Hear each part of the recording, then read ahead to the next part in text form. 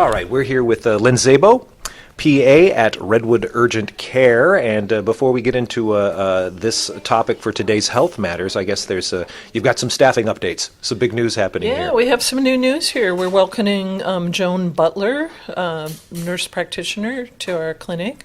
She's been practicing for a long time in the community in multiple different sites, including family practice, internal medicine, and the emergency room. And we are really happy to have her here. So she'll be actually kind of here on the days that I'm off. Mm-hmm. And she's known to the community. She's beloved by the community, and she's going to do a great job for you guys. That's excellent. That's cool. Yeah. So today's topic on Health Matters, things you need to know to do to be an advocate for yourself as a patient when you go see a provider. Things that'll be helpful to get the maximal amount of benefit out of your visit. Mm-hmm, mm-hmm. So why is that important?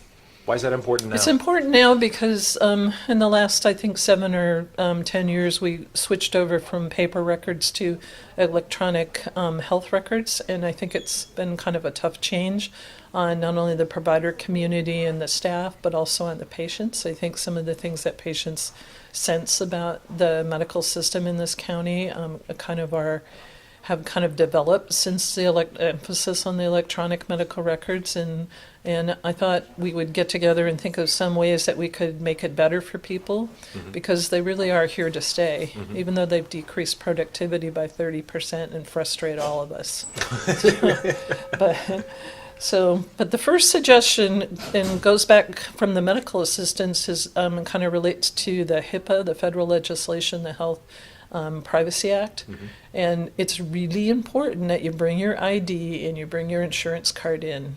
The ID is important because some people have unfortunately lost or had other people who fraudulently used their medical insurance, and so we really have to make sure it's you, and mm-hmm. we're required by law to have that ID, the picture ID.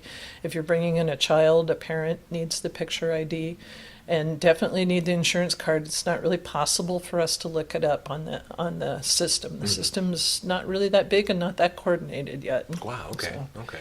So in as all these systems are changed over and we move into mm-hmm. to whatever the future holds as far as, digitally managing personal information like that, right. There are gaps and things that we need to worry about? There's gaps, and there's also kind of privacy firewalls. Mm-hmm. I guess you could maybe use that terminology.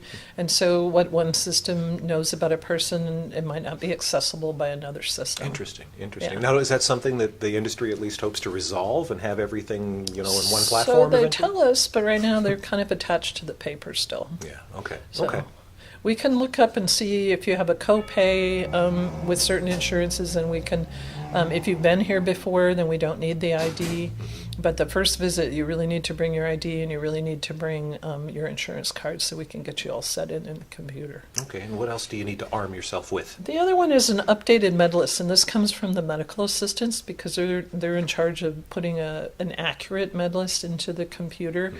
And I'm surprised, actually, when I go and see my provider, how often I forget that I'm on certain meds. And I think it's important that especially people outside the medical realm, or at least in the patient part of the realm, have an updated list and are very accurate. This is important because the computers are very good at monitoring interactions between medications, and it really is something we have to get right as far as allergies and things like that.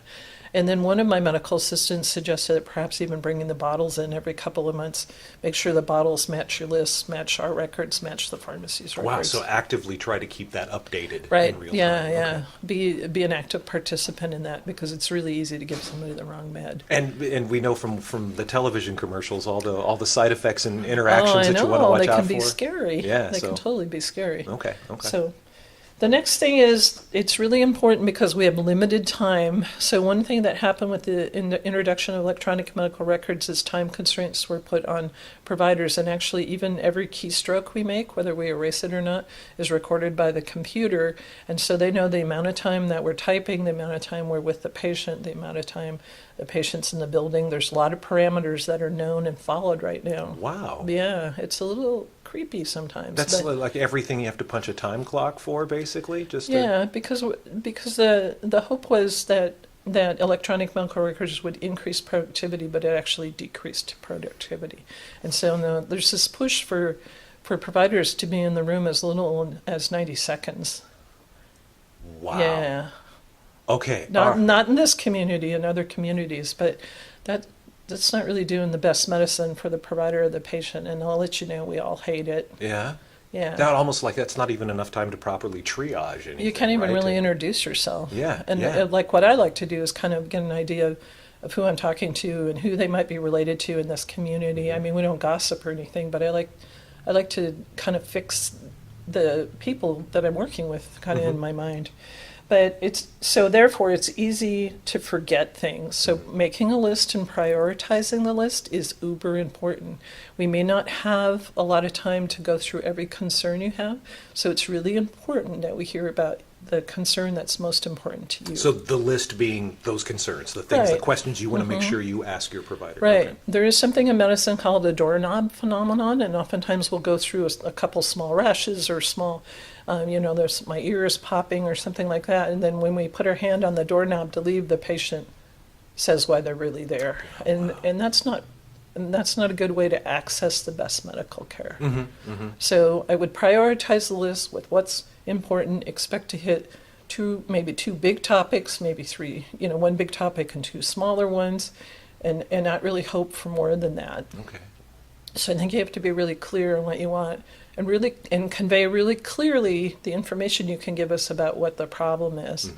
So times are important, and order of things can be important, and sometimes it's hard to remember when you're actually sitting in the office and maybe a little nervous about talking to your provider. Okay. The pet peeve I have about bringing children in, if you bring in multiple children, talk to me about one child and talk to me about the other child, because they're not like one generic child. So I'm really interested in hearing both the stories. Don't jump around between. Yeah. And if they have if there's a timing issue as far as the how long have you had your sore throat, try and use time, define times, and not like, well, when my aunt came to visit me, because it's hard for me to put into context, and when people are nervous, it's surprisingly easy to do that. So the other thing is to be really honest about drug use, about smoking history, and about immunization history. I mean, we're not really there to judge, we're just there to make suggestions, and oftentimes, especially in immunization history, we have to understand what this child or this person might be at risk for. So be honest. Okay. How to manage your provider is the next topic. How to manage what? Now, what do you mean by managing your provider? That's an Well, interesting way to I put think it. most providers really want the interaction to not be hierarchical. They want it to be, kind of equal. They're open to listening. Well, a lot of us are people persons, and we want to hear your story. We're definitely pressured for time, and sometimes we're not as patient as we want to be. But there's things that the patient can do to kind of help bring that provider back down to the area where there can be a more honest, helpful exchange. Oh, interesting. Okay, what sorts of That's what things? I mean. So don't have a specific agenda for the kind of meds that you're interested in. We talked a little bit about antibiotics last week. Don't come in and tell me that you want a Z-Pak. Because if I'm limited like that, kind of like the McDonald's of Z-Pak, then I can't really evaluate you in a good way and entertain other possibilities about what's wrong with you. I have to be honest about what I think. Okay. So don't come in with an agenda. Come in and ask for a diagnosis. That would really be the most helpful thing. All right. So yeah, you're not dispensing medications based on their knowledge. You're actually a healthcare professional. Right. And oftentimes I see like a lot of possibilities. It's my job not to ignore them. And so I think you should also, I think it's fair to ask of your provider, what is my diagnosis? Then a lot of times I notice when I'm in the rooms, I kind of have a mental idea of what it is, but I don't necessarily convey it. Interesting. And I appreciate when people say, hey, what is it you think I have? And then we can that leads kind of really naturally into what treatment's recommended and the pros and cons of the treatment. So there's something in medicine called a differential diagnosis, and it's kind of a list of possibilities that could be wrong with a person. And I think it's important for the provider at least to throw a couple of possibilities out if they're unsure, or if they're really certain about it, make sure that's clearly communicated, and then the treatment kind of flows naturally from that and can be recommended and discussed in detail. Okay. I like to give people a couple of different plans and see kind of what works for them. So it's okay to ask your provider to put the computer away and just talk directly to the patient. And I think that's really important. I ask my provider to do that all the time. But actually, now I don't have to ask because he understands that it's important to me. But I hear a lot of times that they were just buried in the computer and I didn't really interact with them. And I think that makes us sad because a lot of us are really talky people. We really want to try and do well, and we're just as frustrated with the computers, I think, as the patients are. Okay. So it's okay to say, hey, can you close that for a couple minutes and let's just figure this out? Wow, interesting. Yeah, I think you can be empowered to say that. I don't think any provider would be horribly mad about that. That's an interesting thing to ask of a patient too, because you're talking about empowering the patient. But it's an intimidating situation. You don't know what's going on with you. You're going in, and a lot of people view healthcare providers as being not magical, but certainly knowing a whole bunch more than what I know. Yeah, medicine is very hierarchical. Even among ourselves as healthcare providers, the hierarchy is always kind of out there in front. But I think it's okay to respectfully say, hey, I really need to connect with you directly. Interesting. Okay. Yeah, it's okay to say that. And then be understanding about late providers and the need maybe to reschedule follow-up appointments. Maybe we won't get to everything that you want. Maybe there's another issue that kind of springs from what you've told your provider, and that takes precedent. Especially hard to do things over the phone. Like if a rash is not getting better, I can't really just call in something over the phone. I really need somebody to come back, especially in an urgent care situation, because we always need to update it. We're kind of like the Smith River. We're always changing minute to minute. And best guesses, I don't think that's good medicine most of the time. And that's what we're being pressured into by this time constraints and by the EMR. So I think it's you should be understanding and come back. Although we know it's a financial burden and you can address that part, that's fine. And we can make adjustments, especially here at Redwood Urgent Care. We're really willing to make this work for the community. To ensure that you have a patient return so that you know the outcome? Is that what are you asking in this? Well, this to last see, point? maybe if somebody has a rash, I prescribe a treatment, it doesn't really get better, or it gets better in some ways and not better in other ways, then I kind of need to see the rash again before I can guess. And I can't really guess on stuff over the phone at that point. Oh, gotcha. Okay. And if it's a financial burden, we're just mention that to us, and we're happy to make accommodations. Okay. But we want to provide the best care for you. We don't want to provide guesses. And that means not shirking as a patient, as a consumer of healthcare, not shirking that responsibility to come in for follow-ups because it's an ongoing situation. And we understand that it's expensive, and we can make modifications too. That's wonderful. Good. So, and sometimes you just want to see if somebody got better. And it's more than intellectual curiosity. It's doing the best job for the patient, making sure follow-up in medicine is really important, and closing the circle and making sure the patient's okay is really important to us. So the next thing is, I made a little comment here about mid-levels versus physicians. It is okay to ask to see a physician. All mid-levels are trained to facilitate for people who would rather see a physician than a mid-level. Oh, wow. It might delay your care a little bit, but to politely ask is fine. Unfortunately, at Redwood Urgent Care, we have mid-level, all our employees are mid-levels, so we might send you on back to your primary if they're a physician, or might send you on to the ER for evaluation by a physician if that's what you really want. It kind of depends on the circumstances. But I think a lot of older people especially don't really feel empowered to ask. But none of us get mad. Do you find, is there any sort of generational breakdown? Yeah, totally. But specifically as looking at a PA or a nurse practitioner as not good enough? I don't think it's not good enough. I think that people might not understand how trained we are and how long we've been taking care of people in the community, and their comfort level just might not be the same. They may perhaps had a bad experience previously, and they're kind of like lumping all of us together. But the very first day of PA school, the first thing that we heard is that we are not doctors, and if a patient wants to see a doctor, we need to facilitate that without getting emotionally involved in it. Interesting. And that's easy to do. Yeah, I can totally do that. Okay. But it might be a delay in your care in this community because a lot of the care here is done by mid-levels. Yeah. So, but you should know that. I think patients as consumers should know that. Definitely. And the last thing is about grievances, because I think the best way to settle a grievance is to write a really short, I always say 5-sentence letter to the clinic administrator, and just the facts, very basic. And then oftentimes, if it's longer or more involved than that, then at least the initial approach, then the administrator will immediately discount it. But I think it would be way more productive than like writing a poisoned Yelp or something like that.